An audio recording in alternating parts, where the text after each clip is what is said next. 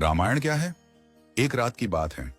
माता कौशल्या जी को सोते में अपने महल की छत पर किसी के चलने की आहट सुनाई दी। नींद खुल गई। पूछा कौन है? मालूम पड़ा श्रुतकीर्ति जी, सबसे छोटी बहू, शत्रुघ्न जी की पत्नी। माता कौशल्या जी ने उन्हें नीचे बुलाया। श्रुतकीर्ति जी आईं, चरणों में प्रणाम कर खड़ी रह गईं।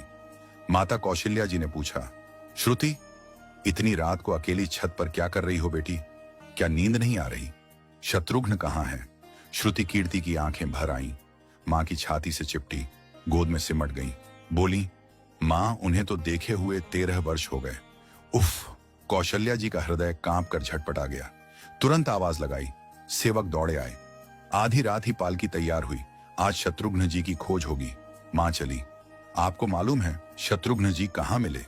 अयोध्या जी के जिस दरवाजे के बाहर भरत जी नंदीग्राम में तपस्वी होकर रहते हैं, उसी दरवाजे के भीतर एक पत्थर की शिला है। उसी शिला पर अपनी बाह का तकिया बनाकर लेटे मिले। मां सिराहने बैठ गईं, बालों में हाथ फिराया तो शत्रुघ्न जी ने आंखें खोली। मां! उठे, चरणों में गिरे।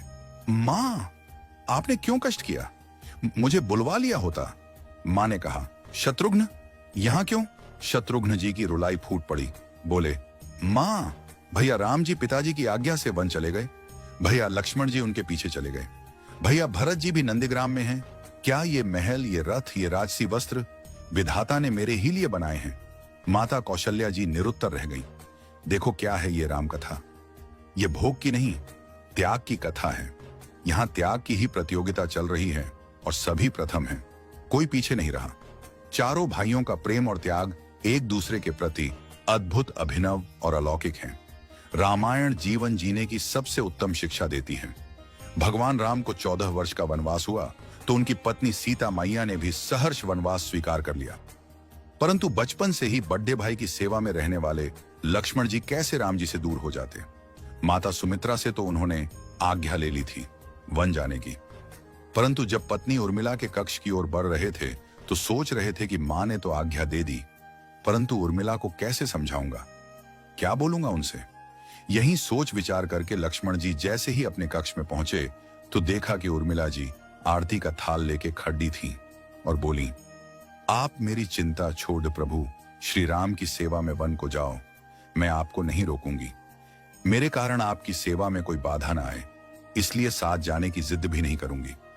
लक्ष्मण जी को कहने में संकोच हो रहा था, परंतु उनके कुछ कहने से पहले ही उर्मिला जी ने उन्हें संकोच से बाहर निकाल दिया।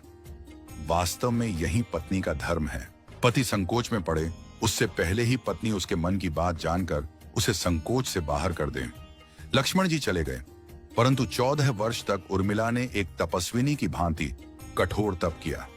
वन में प्रभु श्री राम माता सीता की सेवा में लक्ष्मण जी कभी सोए नहीं, परंतु उर्मिला ने भी अपने महलों के द्वार कभी बंद नहीं किए और सारी रात जाग जाग कर उस दीपक की लौ को बुझने नहीं दिया। मेघनाथ से युद्ध करते हुए जब लक्ष्मण जी को शक्ति लग जाती है और हनुमान जी उनके लिए संजीवनी का पर्वत लेके लौट रहे होते हैं, तो बीच में जब हनुमान जी अयोध्या के ऊपर से गुजर रहे थे तो भरत जी उन्हें राक्षस समझकर बाण मारते हैं और हनुमान जी गिर जाते हैं। तब हनुमान जी सारा वृत्तांत सुनाते हैं कि सीता जी को रावण हर ले गया, लक्ष्मण जी युद्ध में मूर्छित हो गए हैं। ये सुनते ही कौशल्या जी कहती हैं कि राम को कहना कि लक्ष्मण के बिना अयोध्या में पैर भी मत रखना, राम वन में ही रहे। माता सुमित्रा कहती हैं कि राम से कहना कि कोई बात नहीं, अभी शत्रुघ्न है, मैं उसे भेज दूंगी। मेरे दोनों पुत्र राम सेवा के लिए ही तो जन्मे हैं। माताओं का प्रेम देखकर हनुमान जी की आंखों से अश्रुधारा बह रही थी, परंतु जब उन्होंने उर्मिला जी को देखा तो सोचने लगे कि यह क्यों एकदम शांत और प्रसन्न खड़ी है। क्या इन्हें अपनी पति के प्राणों की कोई चिंता नहीं? हनुमान जी पूछते हैं, देवी, आपकी प्रसन्नता का कारण क्या है? आपके पति के प्राण संकट में हैं। सूर्य उदित होते ही सूर्य कुल का दीपक बुझ जाएगा। उर्मिला जी का उत्तर सुनकर तीनों लोकों का कोई भी प्राणी उनकी वंदना किए बिना नहीं रह पाएगा। उर्मिला बोली, मेरा दीपक संकट में नहीं है, वो बुझ ही नहीं सकता।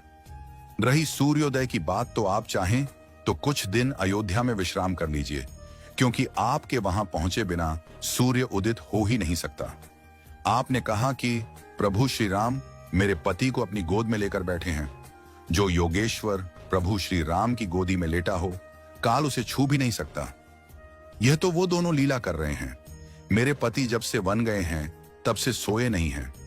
उन्होंने न सोने का प्रण लिया था, इसलिए वे थोड़ी देर विश्राम कर रहे हैं, और जब भगवान की गोद मिल गई तो थोड़ा विश्राम ज्यादा हो गया। वे उठ जाएंगे। और शक्ति मेरे पति को लगी ही नहीं, शक्ति तो प्रभु श्री राम जी को लगी है।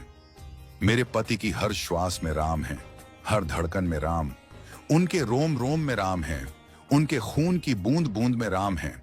और जब उनके शरीर और आत्मा में ही सिर्फ राम है तो शक्ति राम जी को ही लगी, दर्द राम जी को ही हो रहा। इसलिए हनुमान जी आप निश्चिंत होके जाए, सूर्य उदित नहीं होगा।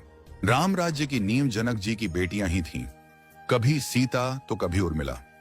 भगवान राम ने तो केवल राम राज्य का कलश स्थापित किया, परंतु वास्तव में राम राज्य इन सब के प्रेम, त्याग, समर्पण और बलिदान से ही आया। जिस मनुष्य में प्रेम, त्याग, समर्पण की भावना हो, उस मनुष्य में राम ही बसता है। कभी समय मिले तो अपने वेद, पुराण, गीता, रामायण को पढ़ने और समझने का प्रयास कीजिएगा।